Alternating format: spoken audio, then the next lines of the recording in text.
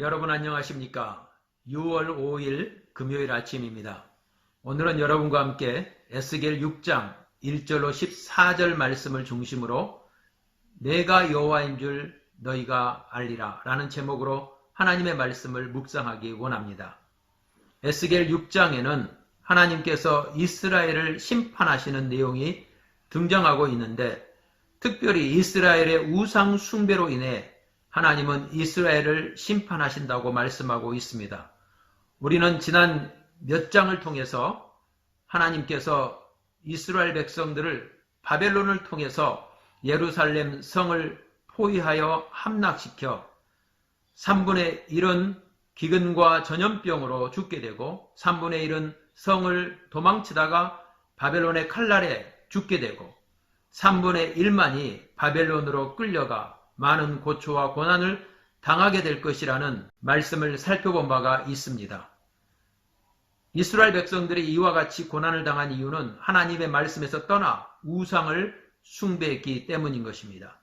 하나님은 하나님의 명예를 회복하시는데 매우 큰 관심을 가지고 계시기 때문에 하나님께서는 우상을 숭배한 이스라엘 백성들에게 오늘 한 가지 어구를 4번씩이나 반복에 사용하시면서 하나님의 명예를 이스라엘 백성들 앞에서 회복하시겠다고 말씀하십니다.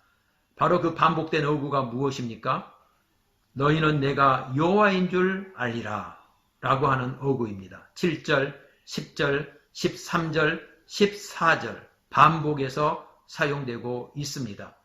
우리는 하나님을 믿는다고는 하지만 많은 경우 우리 생활에 바빠서 하나님의 음성과 하나님의 손길을 전혀 알지 못한 채 사는데 급급할 때가 많습니다. 그러한 나의 삶을 살다가 어느 날 순식간에 다가온 인생의 고난과 환난 앞에서 우리는 지난날을 돌아보게 되고 나의 삶에 어떤 문제가 있는지를 비로소 살펴보는 것이죠. 하지만 많은 경우 우리는 하나님과 연관지어서 그 고난 속에서 하나님의 음성을 듣기보다는 그저 나에게 이런 일이 찾아왔구나 라고 생각을 하면서 그 고난의 터널을 통과하는 동안에도 하나님인 줄 전혀 알지 못한 채 고난의 터널을 통과할 때가 얼마나 많은지 알 수가 없습니다. 오직 소수만이 고난의 터널 속에서 지나온 인생의 뒤안길을 돌아보고 지금 내가 직면하고 있는 그 고난 앞에서 하나님의 손길을 찾는 것이죠. 이스라엘 백성들도 예외가 아니었습니다.